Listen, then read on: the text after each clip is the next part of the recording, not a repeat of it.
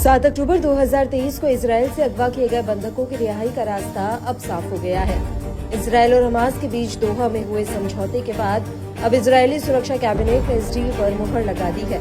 Israeli प्रधानमंत्री Benjamin Netanyahu के कार्यालय ने शुक्रवार को ये जानकारी दी कि सुरक्षा कैबिनेट की ओर से हरी झंडी मिलने के बाद रविवार को अगवा किए गए बंधकों के रिहा होने की उम्मीद पुख्ता हुई है। हालांकि अभी पूर्ण कैबिनेट की बैठक में भी इस डील पर मुहर लगनी है। सुरक्षा कैबिनेट की बैठक में डील को लेकर आम सहमति बनाकर इसे पूरा करना था, लेकिन इजरायल के वित्त मंत्री और राष्ट्रीय सुरक्षा मंत्री ने इस डील के विरोध में वोट किया।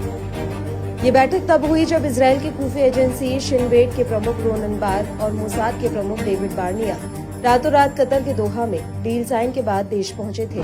टाइम्स ऑफ इजरायल के मुताबिक दोनों खुफिया अधिकारियों ने मंत्रियों से जल्द डील को मंजूरी देने की बात कही थी और चेतावनी दी थी कि किसी भी देरी से बंधकों के जीवन को खतरा हो सकता है। प्रधानमंत्री नेतन्याहू ने समझौते में देरी के लिए हमास को जिम्मेदार ठहराया। उन्होंने कहा कि हमास ने सौदे का विरोध किया था, लेकिन हमारे सैनिकों की बहादुरी और क्षेत्र में हमारे कड़े कदमों के कारण स्थिति बदली। बैठक के दौरान नेतन्याहू ने बताया कि डोनाल्ड ट्रंप ने इजरायल को समर्थन दिया है कि यदि हमास समझौते का उल्लंघन करता है तो इजरायल दोबारा युद्ध कर सकता है। ट्रंप ने इजरायल को हथियारों की खेप पर लगी रोक हटाने का भी आश्वासन दिया, जो बाइडेन प्रशासन ने लगाई थी।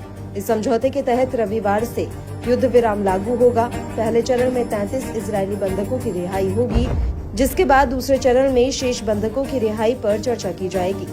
हमास ने इस समझौते के तहत शेष बंधकों की रिहाई के लिए स्थायी युद्ध विराम की शर्त रखी है। इजरायल और हमास के बीच युद्ध विराम और बंधक समझौता एक महत्वपूर्ण कदम है, लेकिन इसके क्रियान्वयन में कई चुनौतियां हैं। प्रधानमंत्री नेतन्याहू ने हमास पर समझौते की शर्तें पूरी करने का दबाव बनाया है, जबकि अमेरिकी समर्थन से इजरायल को एक मजबूत स्थिति मिली है।